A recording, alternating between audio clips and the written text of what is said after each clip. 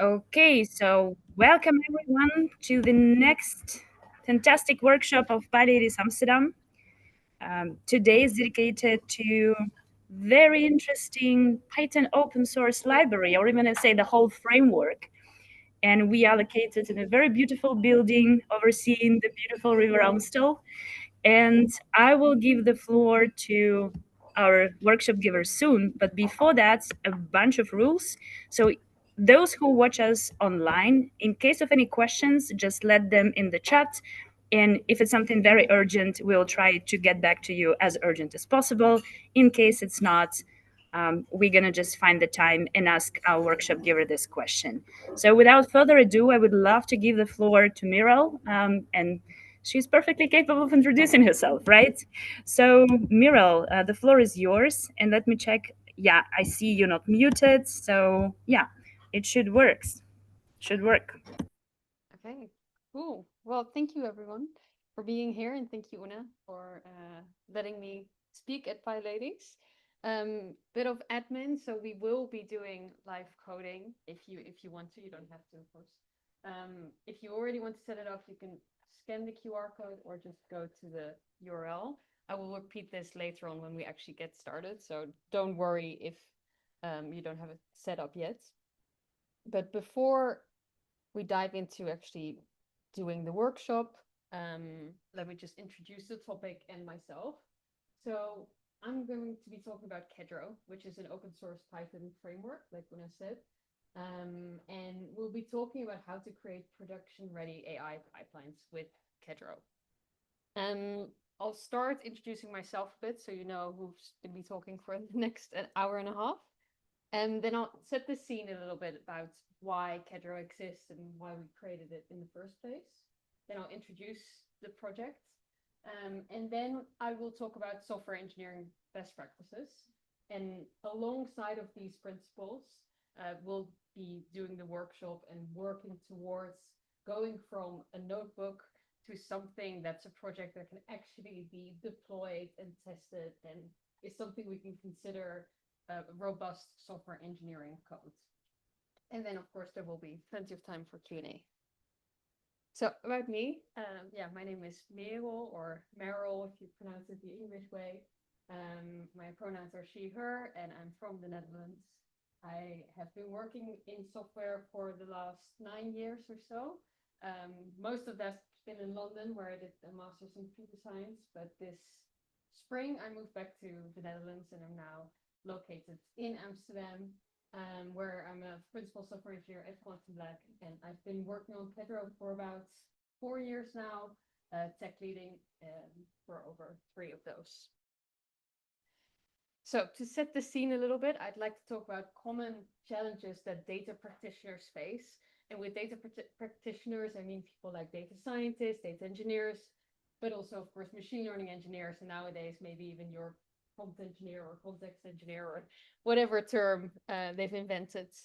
But what we found at our company when we were doing data science projects was that we tended to under-engineer these projects a lot. And the experiments we created had a lot of technical debt. So when we say under-engineering, basically we were rushing to just get a model ready. We didn't really care about how it was written, whether we could test it, whether we could actually deploy it. We just needed a model. And on the way, because of time pressure or sometimes because of lack of knowledge or skill, we would also acquire technical debt. And as many of you might know, is that debt, just like with money debt, you do have to pay it off at some point. But the way you do it and how easy it is does depend a bit on the way you work. And very often technical debt is paid off in a way where one, type of team, one role, they create the technical debt in form of maybe a notebook, and then hand it over to someone who needs to operationalize this thing and make it in production. So they kind of, just rely on the data engineer or the MLOps engineer to make something sensible out of the notebook. And I don't know about you, but I would not like being the person cleaning up this mess. It doesn't really help with relationships, of course, and it also maybe isn't the best way to be responsible about the code that you deliver. And so, you know, we were reflecting on all the problems that this kind of causes, and we also saw things that, you know, if you're working in notebooks and then suddenly need to progress, you can run into problems where everything works fine for you, but it doesn't work for your teammates. You also find that people have very different ways of working. So when maybe your code makes sense to you, others are really struggling to understand what you're doing, or you might even struggle to understand your past self or the future. And so these are all quotes from people that we interviewed about the process of working with notebooks and eventually having to deliver something to a client in production. And this is kind of where software engineering best practices come in, and why they're also relevant for the world of data or AI nowadays. And software engineering best practices, or software best building behavior, is basically approaches and processes that help you over time build software that is just better. It's better in terms of speed, it's better in terms of shipping quality, it's better in terms of maintenance, and also experience of working on it and improving it. So this is where I want to introduce Kedro. So sorry. So apparently the video, the sound capture takes place from your microphone, not from the microphone in your hand, but from the microphone of the laptop. That's why as soon as you walk away, the volume is very bad. I have to stay. It's not good. Yeah, you close. Need to stay slightly close to it. Okay, so I won't move. That's fine. All right. Okay. Introducing Kedro. So Kedro is an open source project which was built or created in 2017. Then 2 years later, it was open sourced, and in 2021, it was donated to the Linux Foundation. So it's a completely open project. It was created here at QuantumBlack by McKinsey, which means that we initially used it only in-house. And over time, we started using it with our clients. And that's when we decided to open source it and let more people benefit from it. The reason we created Kedro was because we felt we were doing a lot of work in the same way for clients when it came to creating data projects for them. So we wanted a way to kind of generalize that and make it easier. Another thing we saw was that most of our data colleagues were using notebooks. And this was great when they were experimenting. They, you know, got stuff out quickly. They got really interesting insights. But then when it came to delivering something to the clients, they didn't really have anything, because a notebook is not really something you can deliver to a client, because it's basically your notes. And so we got to thinking, how can we make it easier to transition from these experimental pieces to actual production quality codes that our clients can continue using over and over, even if their data changes, and if their teams grow, and it's something they can start adopting throughout the company. So we initially created Kedro for ourselves, and then we decided, you know, this is something that more people can benefit from. And that's why nowadays it's part of the Linux Foundation and developed by more than just McKinsey. So we've also got ING, Dexter, Quantify, and Société Générale on our steering committee. So it's a very much project run by the community. Again, yeah, to kind of recap a bit why Kedro exists, or like why we decided to build this.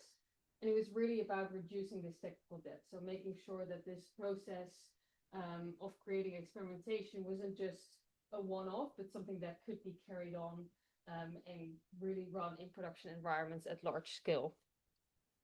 And Kedro's components, or its core features, they're all created because of software engineering best practices.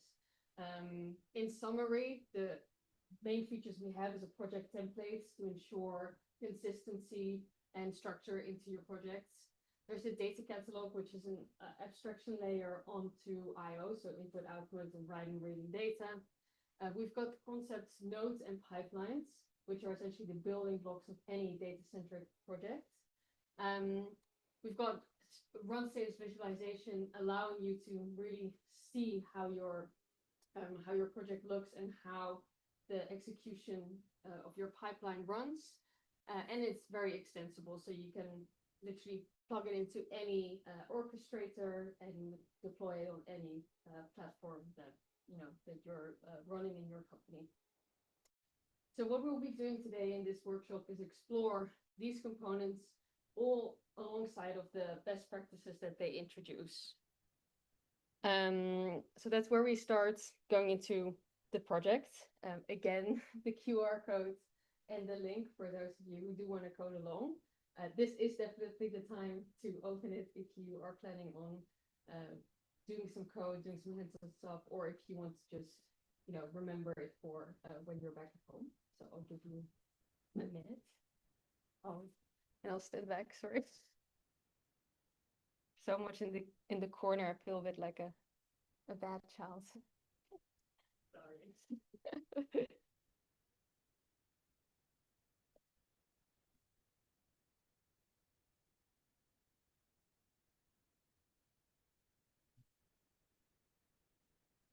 Hmm? I could do that, yeah. But then maybe, oh no, it wouldn't be in front of the. It's okay. It's okay. Okay. Everyone who wants to get the project up has managed, or need a couple more minutes?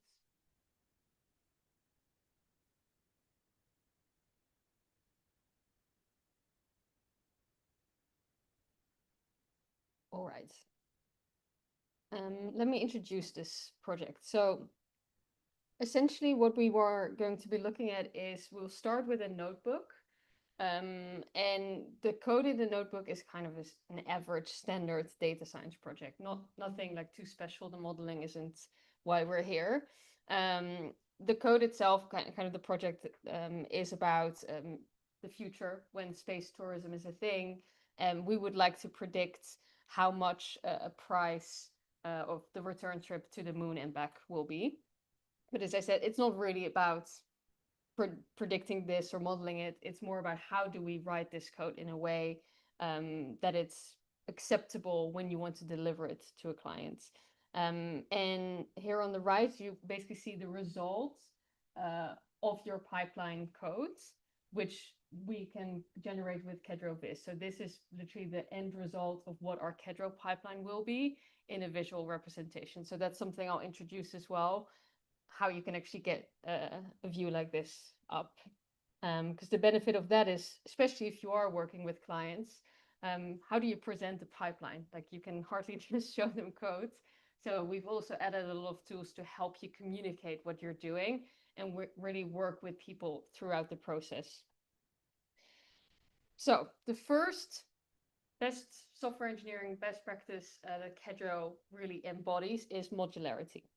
And modularity, for those of you who haven't really heard of this yet, it's really about breaking down a complex project, complex system with different components, and making sure that all of these parts are really independent and small.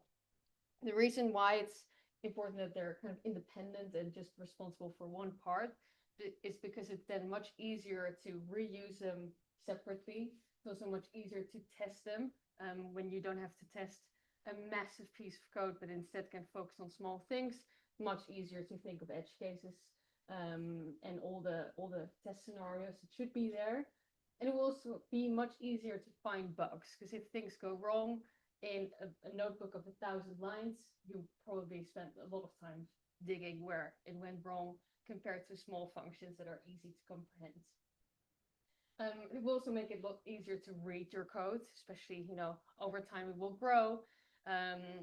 It's important that you understand what's happening. Of course, we can add docs and docstring, but most engineers don't really spend time to read those. And the faster you can get someone onboarded to a project, the better. So Kedro has two, I would say these are like the core components of Kedro that are added to enhance modularity in your projects, and those are the nodes and the pipelines. Essentially, a node is just a Python function. The most important thing here is to make sure where as much as possible to make your functions pure functions. And what this means is that you won't modify your inputs along the way. The reason why this is important is when you're dealing with data and maybe you have some raw data, you process it. If you then overwrite your raw data, you will basically have lost what your initial input was, and you might never be able to trace back why your model is suddenly misbehaving because you've overwritten your data. Then when it comes to actually building your pipeline, we've created this pipeline component, which is essentially the combination of nodes. So it ties up all the nodes together to create a pipeline for you. Important thing in Kedro is that we only create direct acyclic graph, which means we don't have loops, we don't have conditionals. And the core reason there is to make it reproducible, what's happening. So it's not, you know, a random execution of your graph. You can rely on what's happening there. Now, of course, with Gen AI and agents, this is suddenly a very different world. And it's frankly something we've been working on and thinking about how we can change it. But in the more traditional machine learning and the type of projects we were delivering, robustness and reproducibility is very important. It's something our clients really value. And so we've embedded that in the framework. Okay. So this is the point where we start looking into the project and actually add some modularity ourselves. So let me switch quickly to my project view. So what you find in the project that we've uploaded to GitHub is there's a solutions folder, which of course you can already look into. It's a solution of today's workshop. But below that you have workshop with Kedro workshop in there. And this is the project that we are going to be working with. You'll find a whole set of directories, but initially we're going to be looking in the notebooks part, and you'll find the full project notebook, which is the point we're starting from. You'll also find a bit of setup and skeleton for the Kedro project we're building, but for the time being, just go to the notebook. And what we'll be doing is add some modularity to this notebook. It's a bit of a basic task, but you know, bear with me. It's on the way from going from a plain notebook into something with structure, something where you're actually using Kedro to really divide and also think about why you divide things in a certain way. I'll quickly talk through the cells. As I said, they're not necessarily the most interesting, but they're helping to set the scene. So in the initial cell, what we have here, what we're essentially just doing is load our data. So we're using pandas to read a CSV file, Excel file, and another CSV file. The data you can find in data, then raw, and you'll have the respective data files. And then like with any, you know, exploration, you can of course look at the top 5, the first 5 rows in your data frame or something like that. Then the third cell is essentially pre-processing some of the data.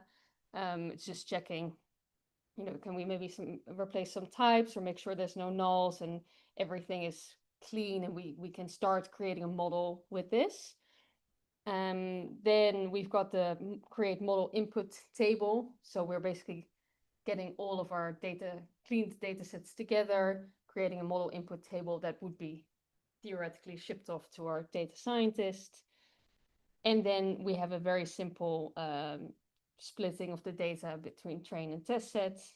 And then we create a linear regression model, predict, and then we get a score as output. So nothing fancy, but it shows a regular data science flow, right? The first thing we're going to be doing is modularize this. And in this context, is going to be the simplest thing, is essentially creating Python functions. And I know this sounds super basic, but I bet most of you have written notebooks without any functions. So that's why it's the first thing you should do when starting to go from just a notebook into a production-ready project. So the first exercise to you is create Python functions out of all of this. And I did add a little bit of templates to help you along the way. Of course, you can do it differently, but I essentially created a main function to then call all of these separate Python functions and run them. So I'd say give you 10 minutes to do this. Good luck. And if you have questions, just raise your hand.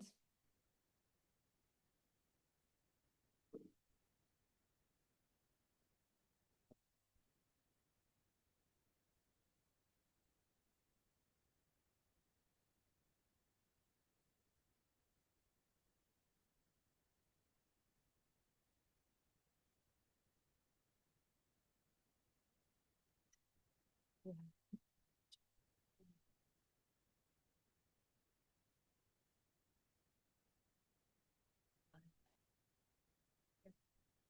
Okay.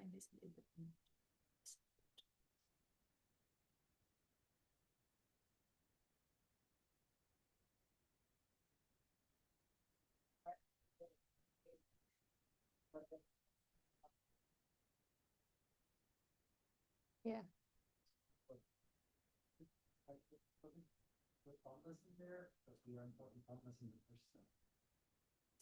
Ah, yes. Okay, so this is through our data sets. Yes. So you will see there's one choose them later.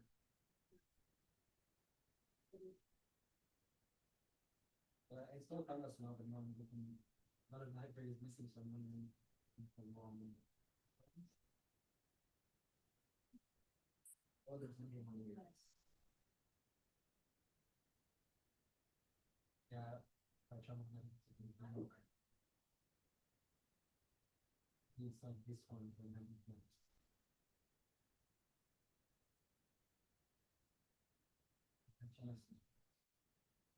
I think if I give it some everybody spot, it seems like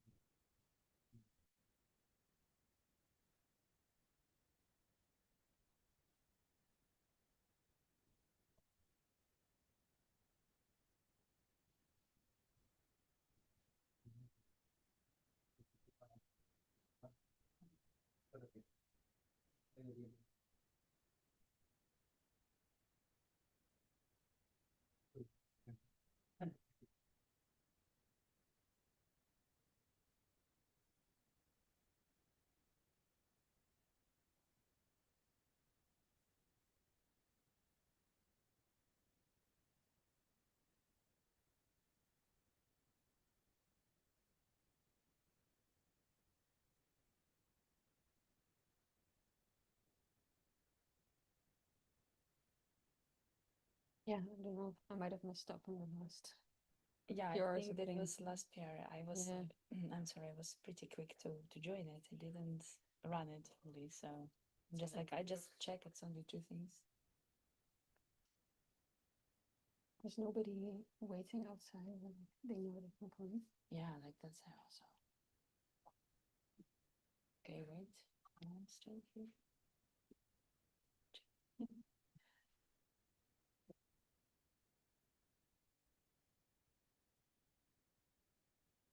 Nee, nu nog niet echt. Nee, misschien over een uurtje of zo. Oké. Ja.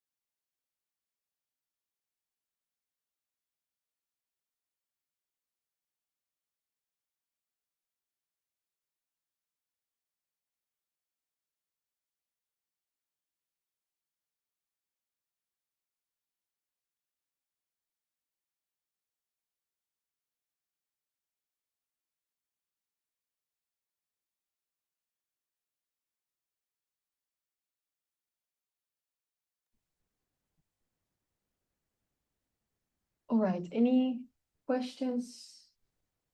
Everyone almost the end or? Yeah, question. If you are in the presentation and yes, you mentioned that ideally you want to have pure functions. Yes. But how do you define pure functions? Because originally, as a software engineer, when I was taught that changing your input variable, like appending or changing the type of a column in a column's data frame, wouldn't have been a pure function back then. But I think that this might be different because data frames are very Yeah. subjects. It's more of a, how do you say, a good habit to always think about it. But obviously there are exceptions, and you can overdo it, right? Like, especially if you have a lot of steps in your data, you don't necessarily want to save every intermediate step. But the rule of thumb, and I'm pretty sure I broke some of those in this notebook, but that would be don't mess with your raw data, like your raw input data, because if you overwrite that in some way, it will be lost. And if, for example, I don't know, you just deployed a new version of your model, something goes wrong, you can never even check what happens with the data wrangling. But you're completely right. Like there's in theory, a pure function means really not changing your input.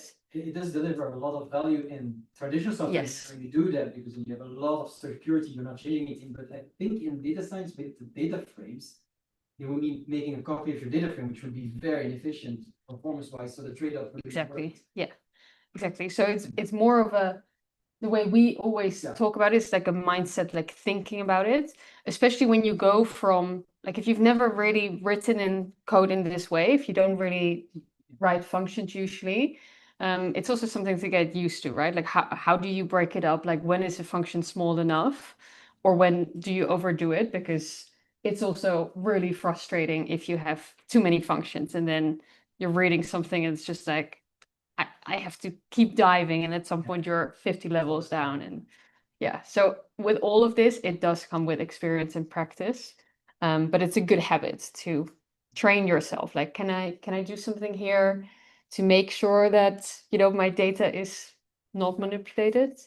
But the Yeah, main concern that you mentioned here was the not changing your raw data, which is exactly. really. Yeah, 100%.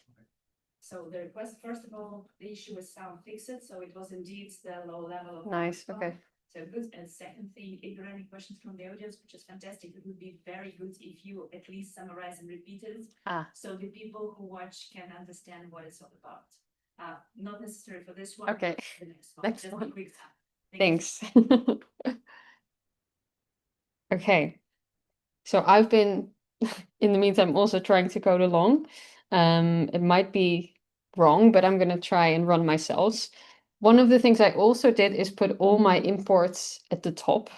Of course, now we're working with cells, but that's also something that's quite a good habit. So not having your imports randomly spread in your Python file, but all at the top. And if you do work with an IDE, like I'm doing now, it will probably nudge you or do some fancy formatting for you. But now I'm just going to try and see if at least my function definition will compile. Okay. No complaints yet. Okay, now of course the Brill test is calling the main method.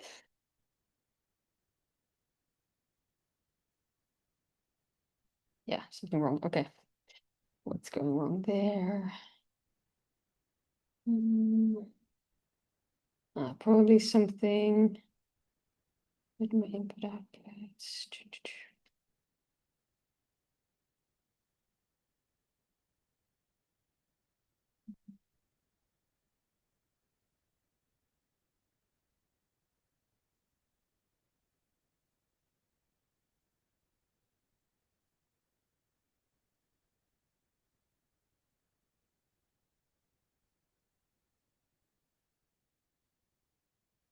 Double check if I defined everything clearly. So my load data is returning this. Yep.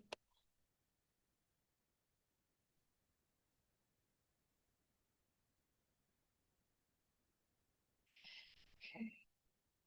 Okay, I think it's been my annoying, what do you call it, cursor trying to be smarter than me, like usual.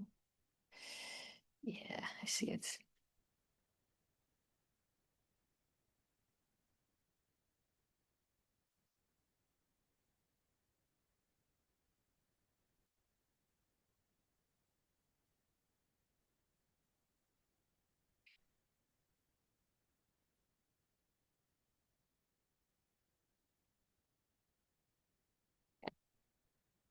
I've got a successful compiling notebook. How about everyone who tried? Yeah, going well. I see some nods, see some happy faces. Okay, well, we'll slowly progress because this is just the first step into going from something massive notebook to something that, you know, you can actually deploy. And this is where we look into Kedro's version of modularity. So this is again the example of how you can go from just loose code to functions, how you can then run it in main. With Kedro, this is where we want to start using nodes and pipelines.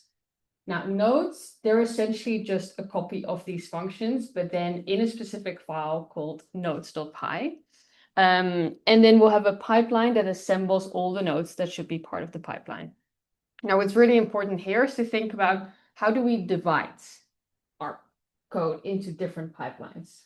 Of course, I know this example is small, so it might feel like a lot creating multiple pipelines, but you can imagine you have projects that extend to, well, 100 of functions. You're not going to put that in just one pipeline because then it's still hard to read, still going to be hard to maintain. So the first task we need to do is ask ourselves, can we divide this notebook into different roles? So can we say maybe one part is about data cleaning, data processing, and the other part is more about the data science, is where we assemble where we create the linear regression model, where we train it, and where we then assess or evaluate the performance. So that's exactly what we're going to be doing. So we're going to create 2 pipelines, and this is where things will get specific for Kedro. So we have a CLI to make things a lot easier, but I'll explain first what's going to happen to your project. So if you navigate back to your project, you already find this source file with a directory for pipelines. The data science pipeline I've already added to speed things up a little bit, so you can already have a peek. There's nodes and pipeline. In nodes, I've already put the functions that should be there. So, but then also extended with doc strings and all the best practices if you really want to write good code. The evaluate model, train model, and split data nodes functions. So that basically leaves us all the preparation before that. So all the functions here around loading the data, pre-processing our data, and then creating the model input table. And all of that, I kind of call it data processing. So that's what I'm going to be putting in a data processing pipeline. Now, to do this, as I said, Kedro has a CLI. We can call a command. Let me put my thing up. And the command is Kedro pipeline create, and then you give it the name of the pipeline you want it to be. And I need to make sure I'm in the right directory. So I go to workshop and then Kedro workshop. Yeah, I can. Oh, now I've lost it. And also to hide this Oh yeah, the thing again. page. Where is it? Oh, it's Zoom. Okay, we're back. So where am I now? I'm in Kedro workshop. It's important to be in a file where there is actually a Kedro project set up, because otherwise the CLI commands won't work. A step that we've skipped now is actually creating it, because that's what I've done for you. But once you're in a Kedro project, you have a lot of CLI tools available to you to make it easier to create the project. And Kedro pipeline create is probably one of the most useful, if you ask me. So you can just do Kedro pipeline create, and then the name of your pipeline. So I'm going to call it data processing in the same style as I called data science. So this, and then it will tell me some stuff, which is mostly, the most important thing is my pipeline was successfully created.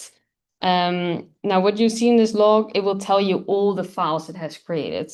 So it's created us something inside pipelines, an init file, it has created a test file for us, and some parameters as well. But right now, what's most important is the files for our pipeline and our nodes. So if we navigate back to the IDE, you can now see I've got a second entry here for the pipelines, which is data processing. Now this will be empty because it's just been created and doesn't come with codes.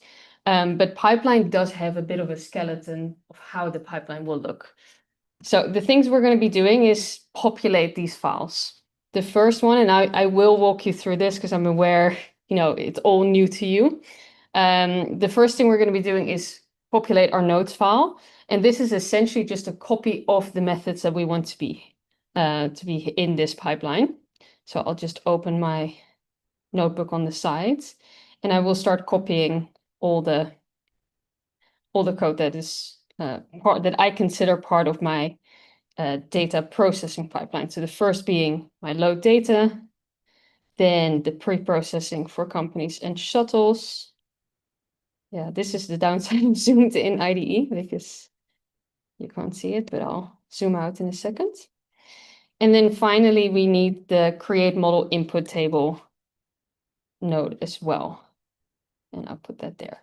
So then what we end up with is something like this. I can get rid of these imports. I don't need them anymore. I just need pandas.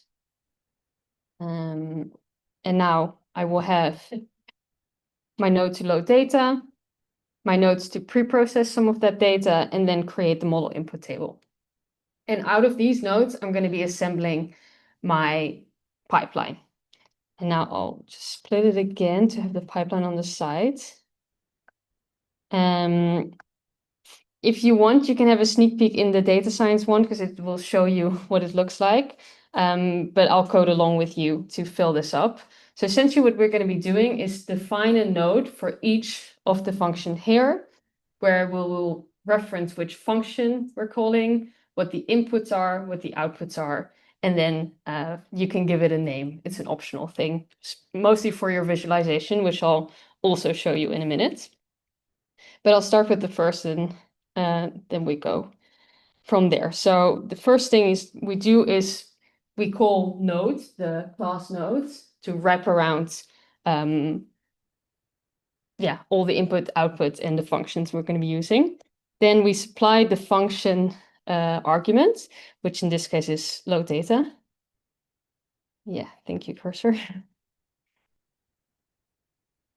It's both really helpful and really unhelpful, but this is not correct, so okay, so I have the function, then input is actually empty here, so that's a none. And output, so this is where we're going to get a little bit of Kedro magic. Bear with me, I will explain what this means later. So outputs is a list because we will get companies, shuttles, and reviews. And the way I'm referencing them is literally by the string names. So I'm defining what they are called as strings. So companies, shuttles, and reviews. And then, yeah, if I want, I can give this node a name. And now I just need to make sure I also import this function. It's from nodes. Oops. Yeah, okay, thank you. All the right ones. Okay, so I will probably use cursor to finish this because one-handed coding is hard, but essentially you will have to create a node for each of the functions you have there, specifying the function, the input, and the outputs. And again, for input and output, for now, we're referencing them with strings. It's a bit of magic, and we'll come to it in just a second how it works. I'll give you all 10 minutes, but I'll keep talking a little bit while I'm also finishing it to make it easier for you to understand what's happening here.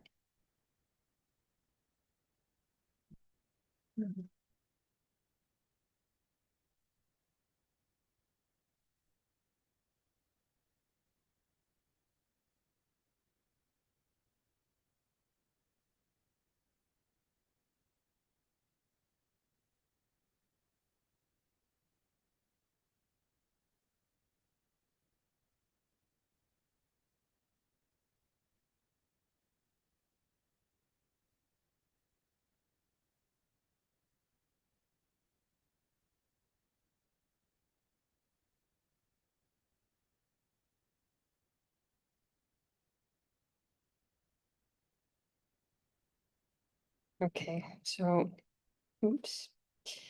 Your final pipeline will have 4 nodes.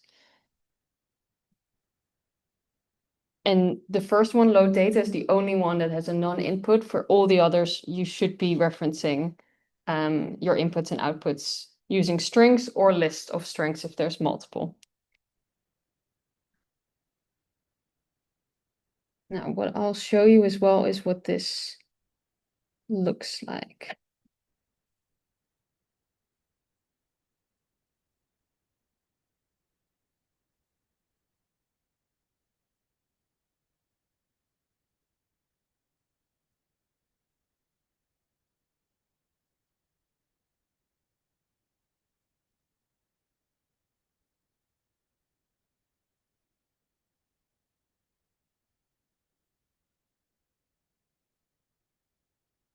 Okay, so while you are building, I'll show you also what it looks like in the visual representation.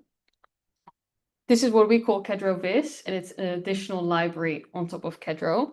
And it allows you to see visually how your pipeline is being built, which is really helpful when you're still working on it, but also after you're done.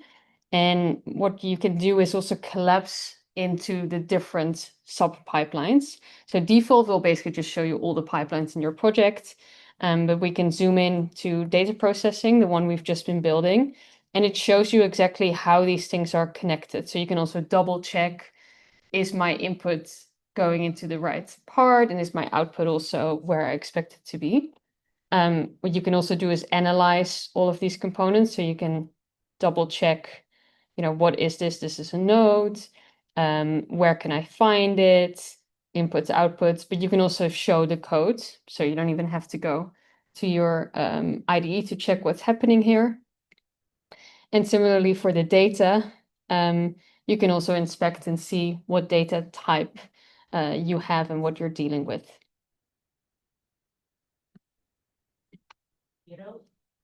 Yes.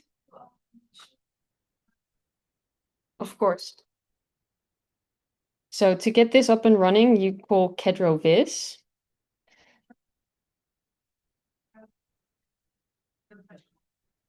Okay, you might have to install it. If you haven't done it, it's basically just pip install. Oops. Kedro Viz, like this, with a dash in between.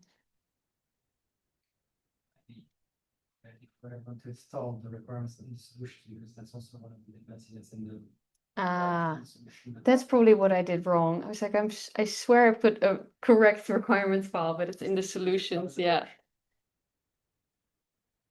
Yeah. Note to self, make sure to put the solution requirements in the workshop requirements. Thanks. Yeah, I'm sure that's where it went wrong. Is it possible to create new nodes from the nodes view, from the pipeline view? Not yet, but we're working on it. Yeah. Yeah. So Kedro has been developed mostly as a tool for very technical people, but more recently we're also exploring how can we make it more accessible for people who maybe don't want to code, but they do have knowledge about data science, and they can expand the pipeline as well. So it's more like the visual. We call it like a pipeline builder. That's what we've been exploring. Cool. You know when that's due? Oh, hopefully this year, but I cannot promise. Yeah.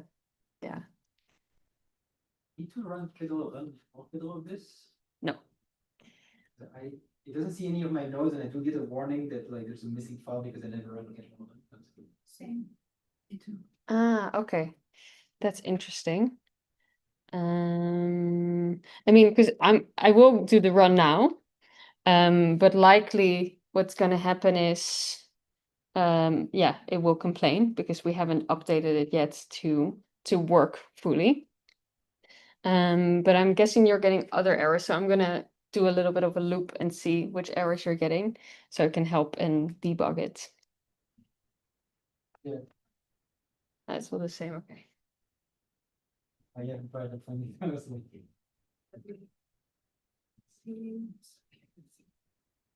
there it was mentioned that we can run. I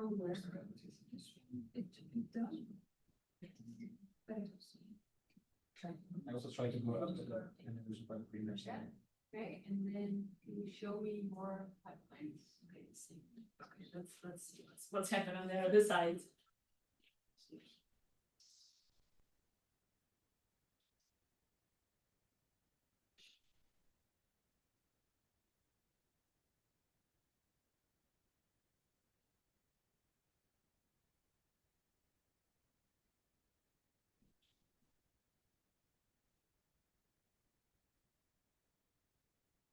Oh, I'm in the solution. Okay, that's weird. Anyway, What's the difference?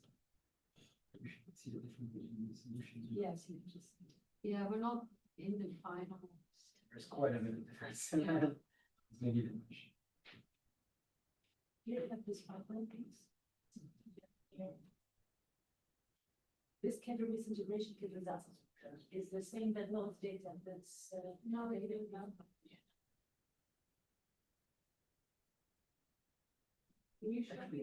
It's load data is wrong. It's incorrect when they were supposed to format solution.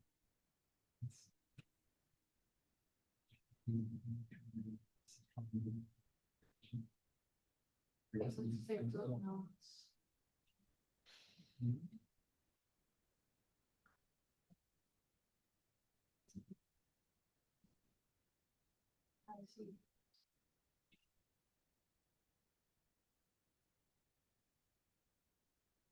I'm getting the solutions to Yes.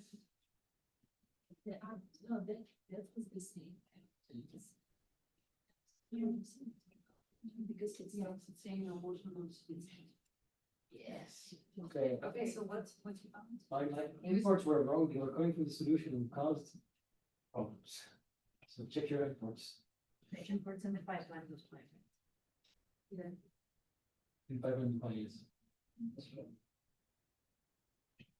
You should be with the error.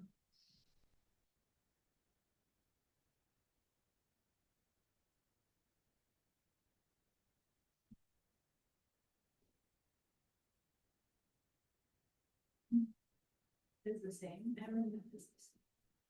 You're going to see.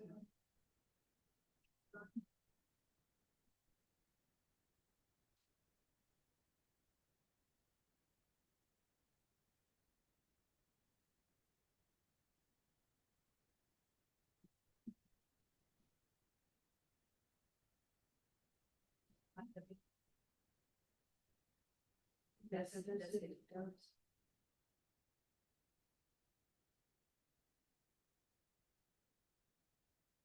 Keep it in the funny.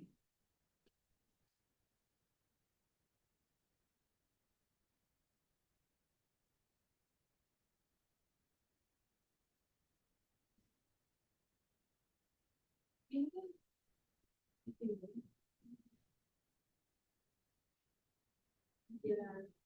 Yeah.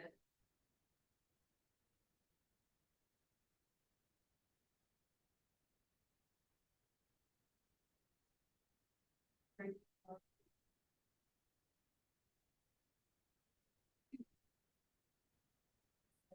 Keep a range off by range. Yeah, so that you understand RC verbs.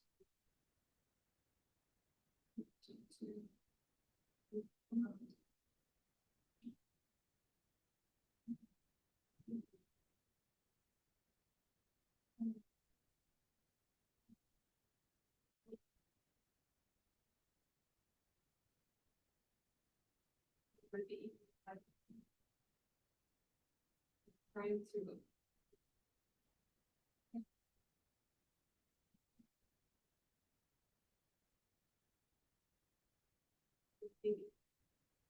Oh.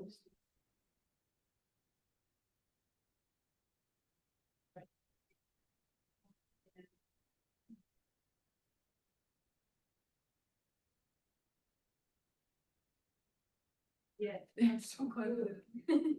Any other errors needs to be live debug? Okay. Let's continue.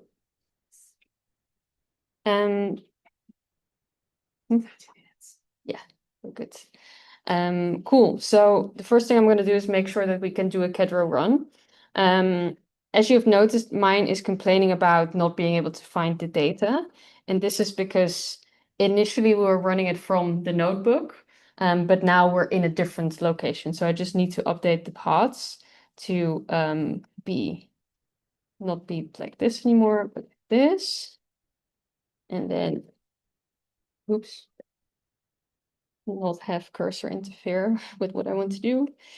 And to make things a little bit easier, I'm just going to run one of my pipelines first. So I do Kedro run pipeline data processing. This is also a great thing to have when you're still working on your pipeline, because if you, I don't know, at some point have 6 or 7, you don't need to constantly run everything. Now it's just running the one for me. and it's successful. So what we see here is a stack trace of how Kedro is executing everything, and it's telling me step by step what it's doing, which node it's running, is it saving data, loading data, etc. Now we want to have two pipelines, but at the moment I only have defined data processing. For data science, as I said, I already put the code there, so the only thing you need to do is just uncomment this.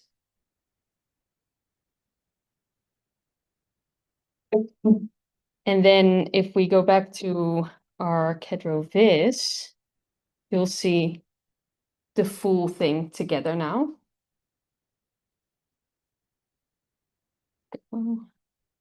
Yeah, so I can go to data science. I'll also have a pipeline. If I go to default, I'll see the whole thing attached to each other. Okay, that's great.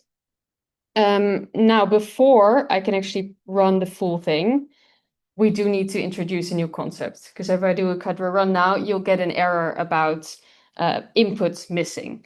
This is where we introduce the concept of separation of concerns.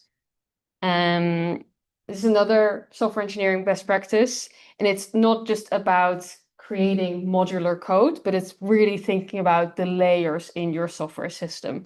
So instead of just having everything together, your business logic, your data access, think about how to separate that. Now, again, this is a small example, so we've mostly splitting it between data science, data processing, but there are other levels that we can abstract. Some of these are the way we handle data. There will most likely, in most data projects, you will be reading some data from somewhere and storing some data. It's quite nice if you don't need to mix this with your business logic. It also helps, again, with readability, understandability, and maintainability of your systems if you do have a separation between these concerns. It's also things like when you work on a web application, not mixing your UI logic with any modeling logic that might be there, or authentication with money processing, for example. And it will also make it easier to evolve the system you're working on, because it will be easier to think about where new features need to go, and how to make sure that, if one thing is complete, it won't be affected by a new feature being introduced. So in Kedro, the core way we introduce separation of concerns is through configuration. And we kind of think about this as the settings for your machine learning codes. And those are things like your data, where you're reading and writing this from, the logging for your project, both the Python logging and the Kedro logging, but also things like parameters. So maybe you want to parameterize your models, you want to add some hyperparameters. These don't need to live with your code. They can be separate. They're essentially settings for your project. You might also be experimenting and still figuring out what the best test train split is. And instead of having to dig through your code every time you set it, it's nice to have it in one location. Configuration can also really make it a lot easier to transition between experimentation to production, or even multiple environments. Maybe you're working with staging, production, or staging alpha, beta, live, something like that.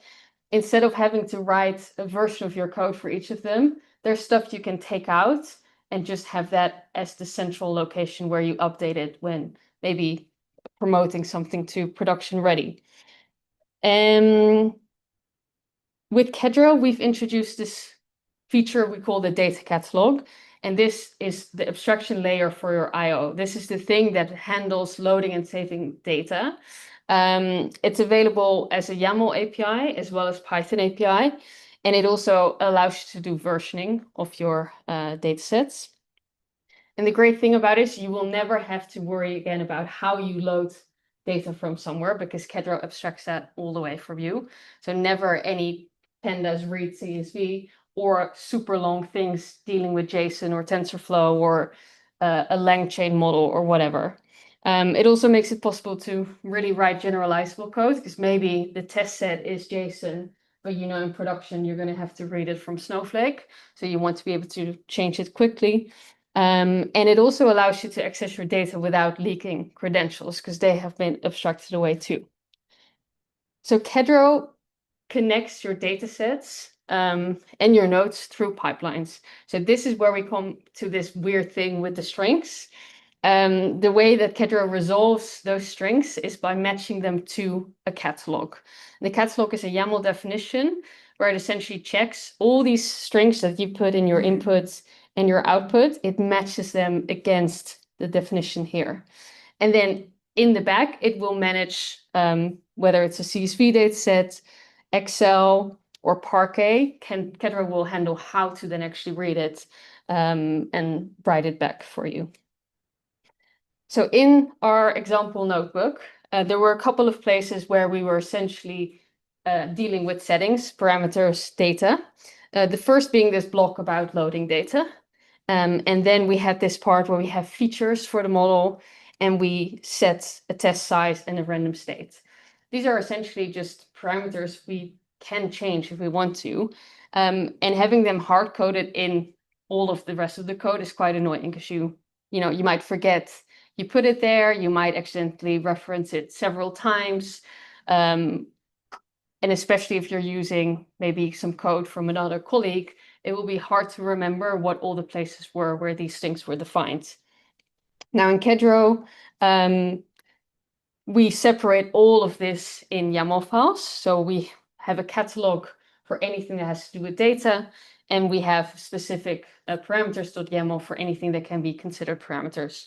So what we'll be doing is essentially create these two files where we define what the data is, where it is located, and then Kedro will figure out a lot of the magic for you.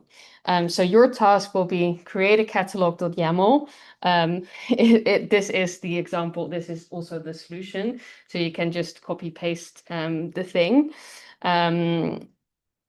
These are just a couple of examples. So the CSV dataset, Excel dataset are two of the many data connectors we have. I already mentioned Parquet, TensorFlow, LangChain, chat models. What else do we have? A lot of JSON, connectors for IBIS, for DuckDB, for Snowflake, Redis. I mean, I can keep going, but there's hardly a data type that we haven't figured out yet and we haven't embedded. But it's also a part of our code base that our community contributes to a lot. So a lot of people will find maybe, recently someone wanted the docx data set for Word documents. So yeah, that exists now in Kedro too.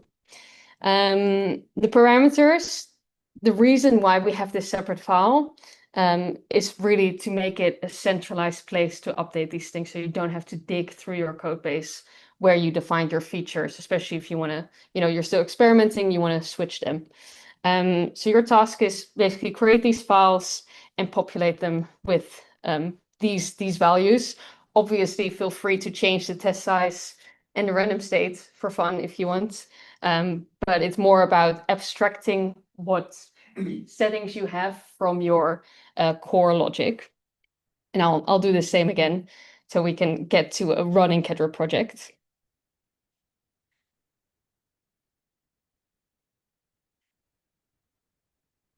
And let me also explain where you find these files or where they should be.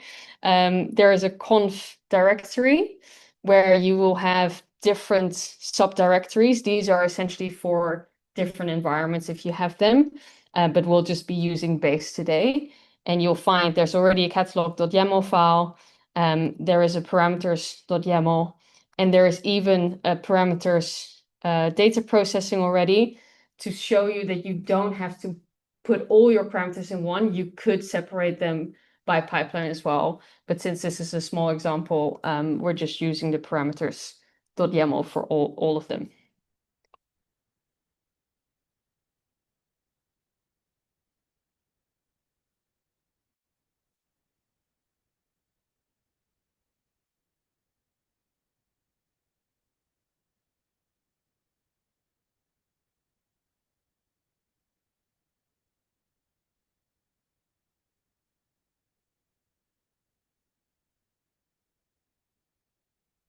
It's not a capital S, even if your cursor or autocompleter tells you.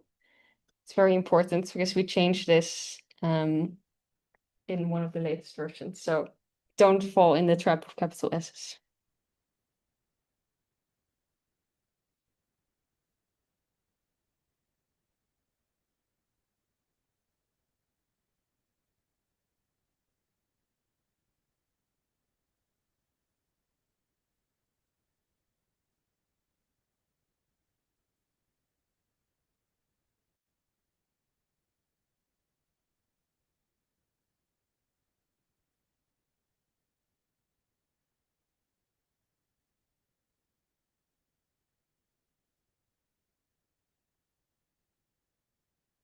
Okay, now when you have these files, obviously we still need to use them in a way.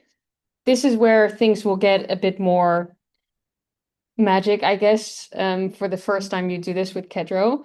But the first thing we're going to be doing is instead of loading our data, we are going to be using this catalog. So we'll need to go to our data processing pipeline and essentially get rid of this first node. The reason why we can do this is because now we have defined where companies is, what type it is, and your catalog will figure out for you that this string actually means that data type. So we no longer need any logic to load data anymore. So it also means we can get rid of the whole definition here. And the great thing is now we don't have hard-coded paths in our file anymore, which obviously can be a real headache if you suddenly change where the location is from and it's spread throughout your code. And to see that this actually worked, we can just run the first part of the pipeline, so only data processing, and make sure there's no typos and it's actually successful.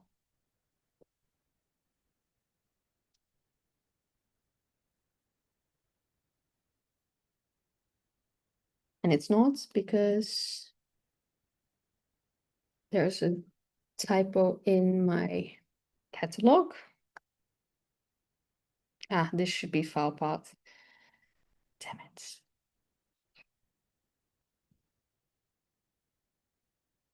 Yes, okay.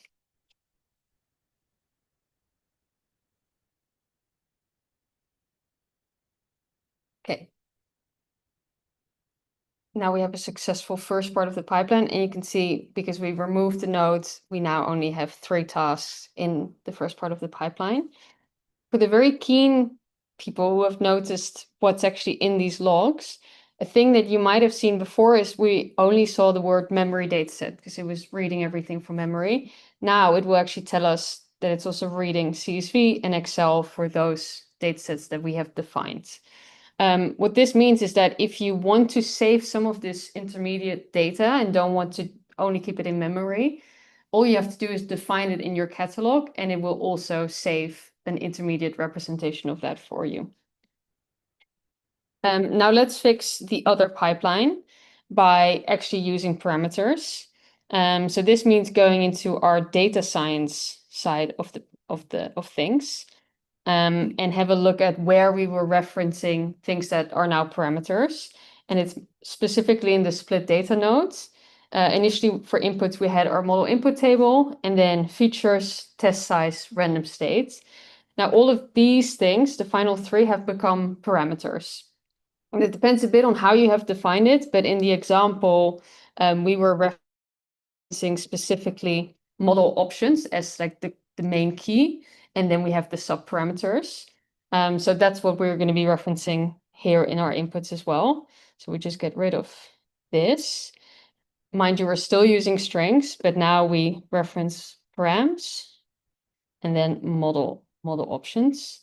This is Kedro's way of identifying parameters and then which subkey is there. And we also will need to update the node. So let me go in there. And instead of having all of these things, just delete it and we'll use parameters instead.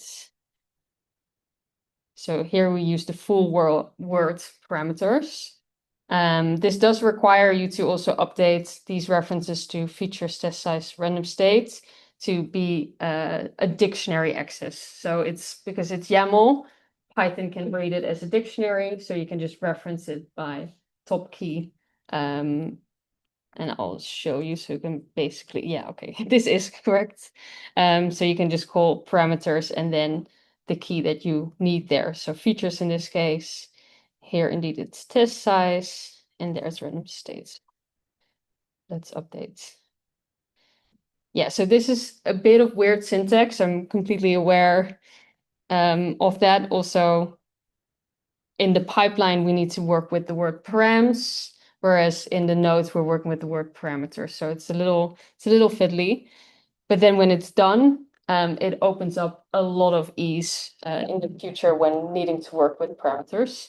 And now let me just do Kedro run as the check that this actually worked. Executing 6 tasks, and it's found it fully.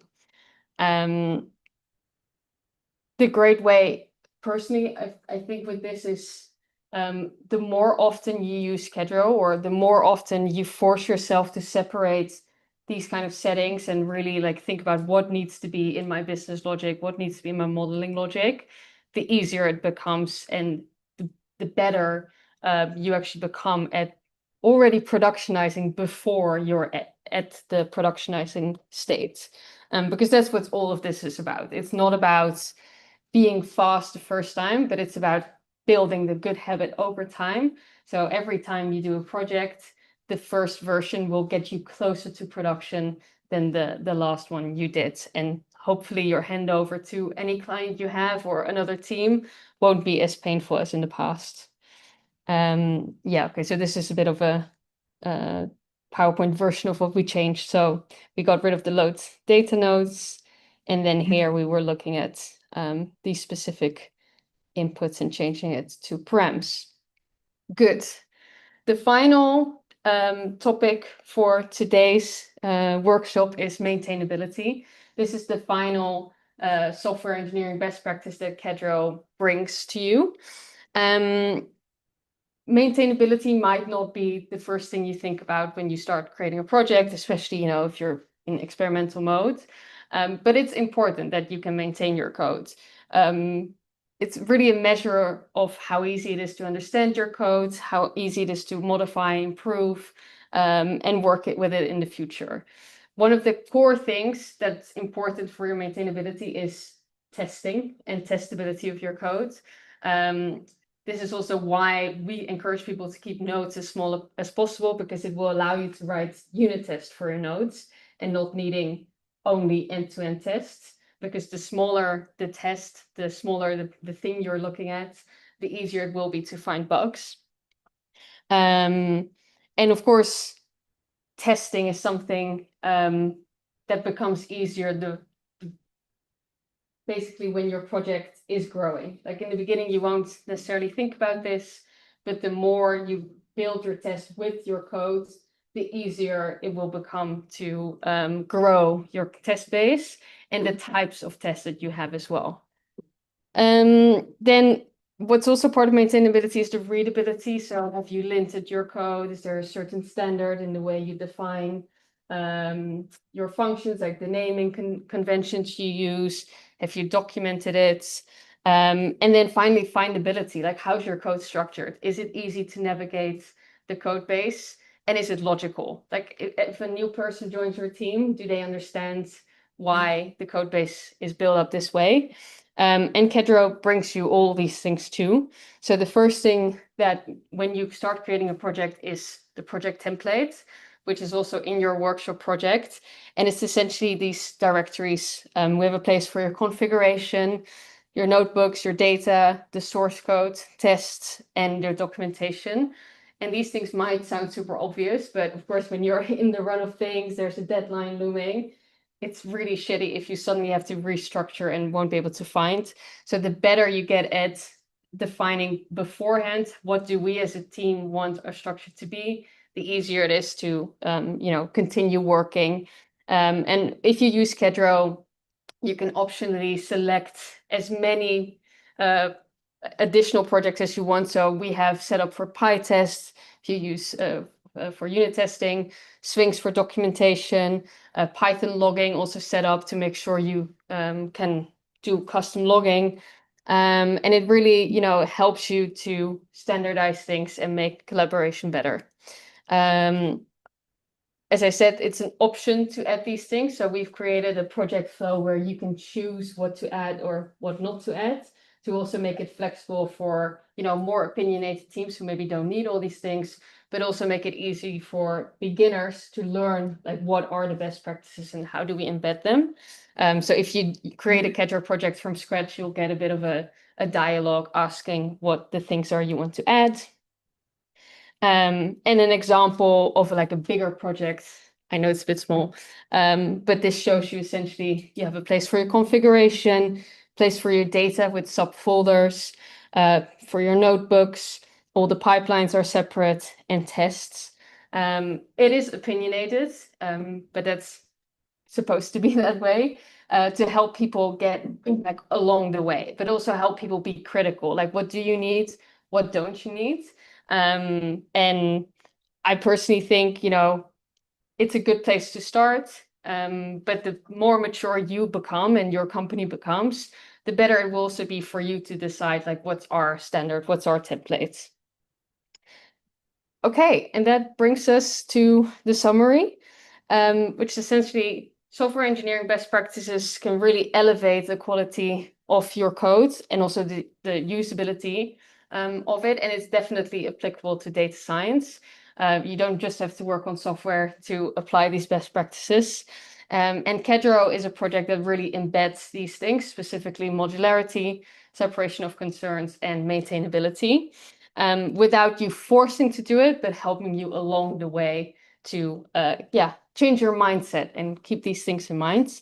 And it's really possible to establish these best practices without any tools. Obviously, I'd love it if you all use Kedro, but it's also possible to do these things from scratch, right? It's not that hard, but it's a good place to start, and it's something to also, I guess, develop as a person, as an engineer, and as a team, to think about what will make our organization more successful when it comes to building data science, building AI, and making it something that lasts, and it's not just a fun little experiment we did once in a while. Good. Okay, then we have a lot of Kedro resources. So if this was interesting, obviously you can continue the workshop. We do have it written out in a blog version as well. We have a demo of Kedro Viz, which shows you all the features that exist on it. We have very extensive docs, there's a tutorial as well on how to get started, and lots of video material. We have a YouTube course too, and we have our own Slack. So if you want to learn from other people, it's a great place to come and meet the community and learn more about how Kedro works and how you can use it in real life. And that brings us to the Q&A.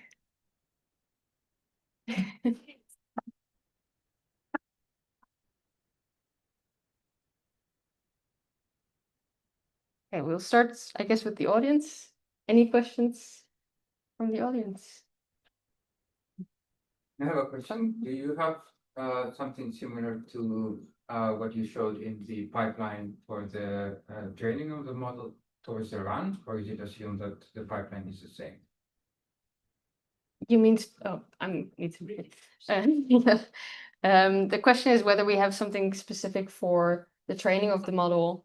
Do you have a pipeline for the training? Yes. Do you have a similar pipeline also for the run of the model? Okay.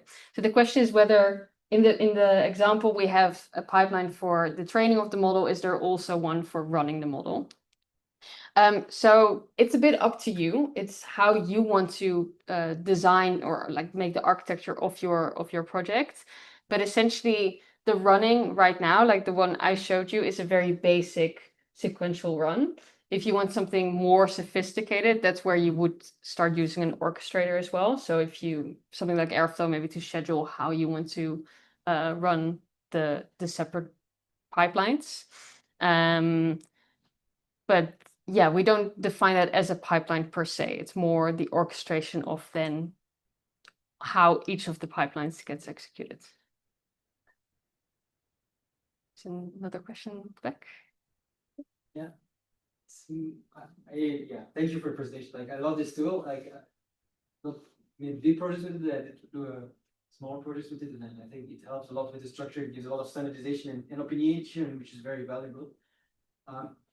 There's something in the phrasing you say that like people should start very early on with it, and I have experienced that it discourages people sometimes from actually using it because they say like, oh, it kind of gets in the way. Like if you're in a notebook and you modularize and put everything in functions and your local variables are not available for doing random experiments.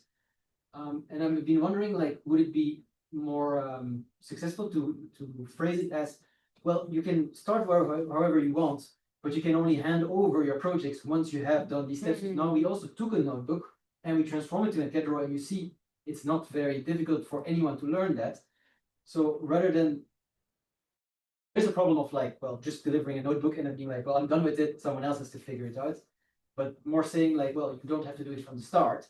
You just have to make sure that when you hand it over, then it's been done. Would you say that that could also work, or do you think that will run into other problems?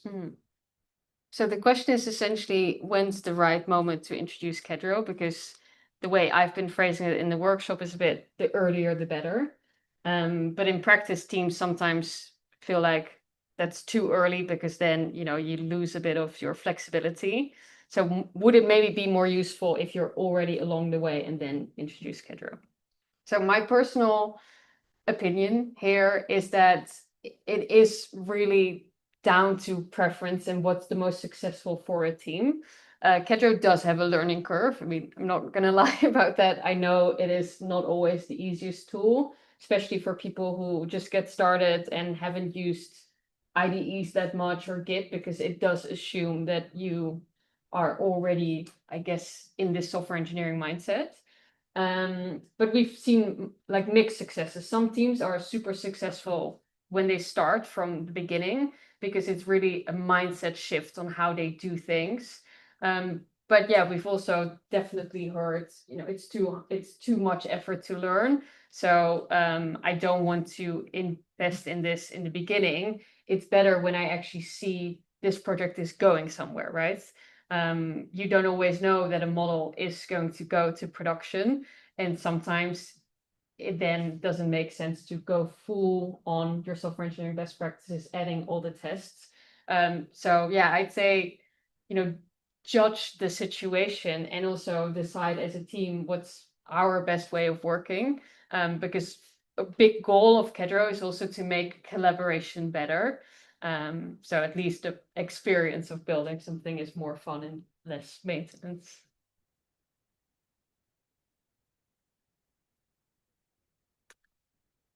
Okay. Any more here or any online, Una? Online so far a lot of things.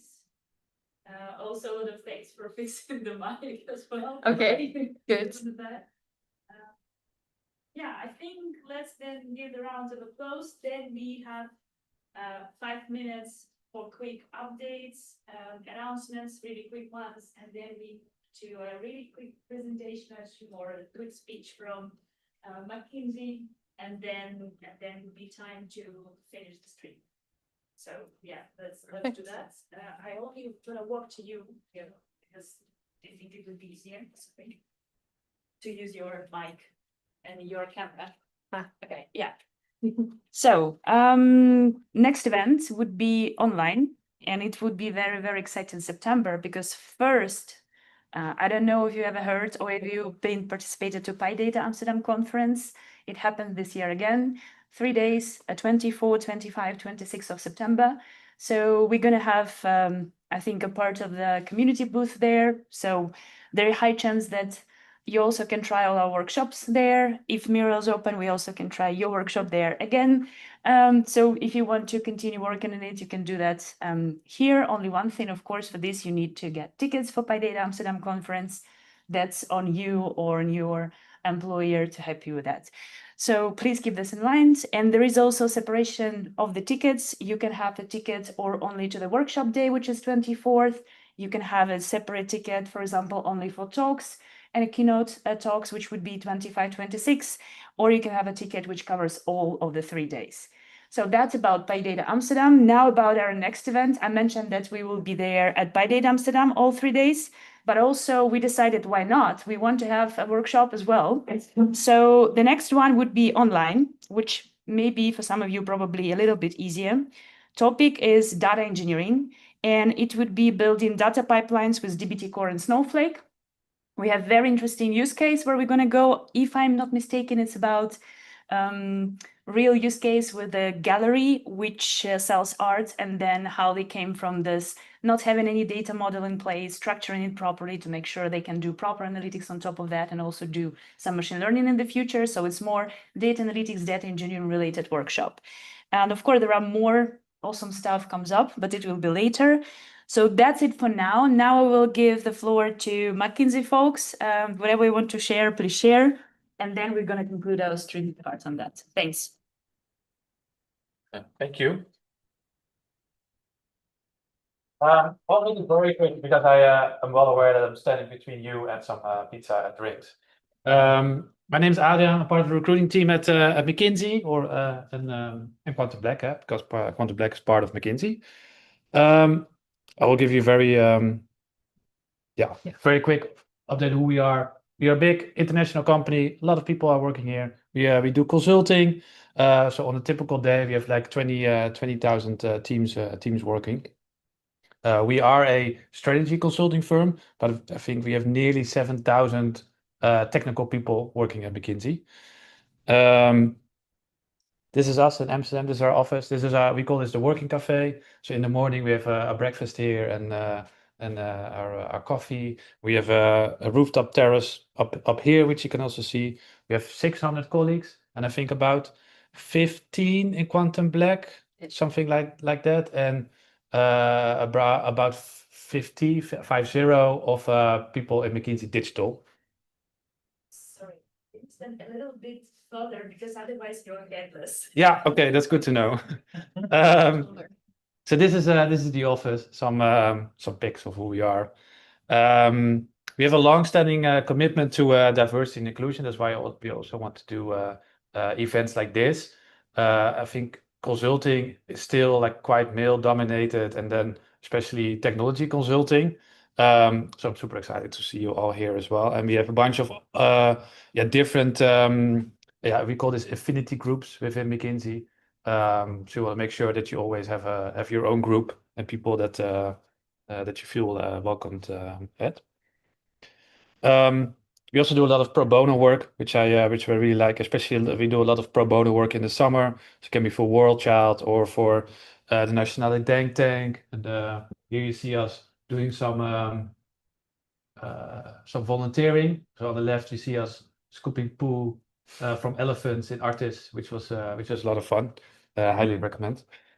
QuantumBlack, so that's our AI arm of McKinsey. It's fully integrated. Started in London in Formula One, and I think since 2015, yes, it's part of McKinsey. And these are our data specialists, like people like Merel, but also data scientists, data engineers. Pretty cool stuff. You work in very multidisciplinary teams, right? So if you're a technologist, you also work with people who might be engagement manager, like the project leader. That really depends on the project who you will be working together with. Can be very broad. We like technology, so we always advocate that we use the right tools for the right task. But I think in general we use a lot of Python. Kedro, of course. Maybe Merel, you want to say something about this as well? Yeah, I mean, nowadays it's shifting a bit more, of course, to Gen AI. So we're updating this stack a bit more to also, of course, be up to date with your LangChain, your OpenAI, what you have going too fast.